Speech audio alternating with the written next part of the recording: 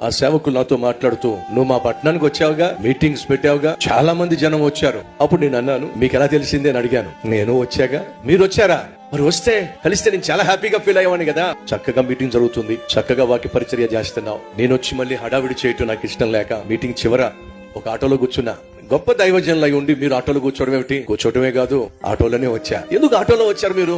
ఆ మీటింగ్ నా కారులో వస్తే అక్కడున్న వాళ్ళు నన్ను గుర్తుపట్టి నా దగ్గరకు వచ్చి నాతో మాట్లాడాలనో, కలవాలనో, ప్రార్థన చేయించుకోవాలనో, వాళ్ళు అక్కడ గుమ్ముగొట్టడం బాగుండదని చెప్పి నీ వాక్యం అంతా విన్నా. చాలా సంతోషించి ప్రార్థన చేసి వచ్చేసా. నాకెంత ఆశ్చర్యం అనిపించిందో. ఒక గొప్ప దైవజనుడై ఉండి కూడా ఆయన కనపరిచినటువంటి పరిపక్వతను చూడండి. ఆ మీటింగ్ లో ముందు సీట్ లో కూర్చోవాలని ఆశ గానీ ఆలోచన గానీ లేకుండా ఎక్కడో వెనకాల ఆటోలో కూర్చొని కాసేపు వెళ్లి వాక్యం విందాం, ప్రార్థన చేద్దాం, ఆశీర్వదించుద్దాం అనే ఉద్దేశం నన్ను బహుగా ఆశ్చర్యపరిచింది, ఆశీర్వదించింది. ఆ గొప్ప దైవజనుడి పేరు బ్రదర్ యేసన్న గారు.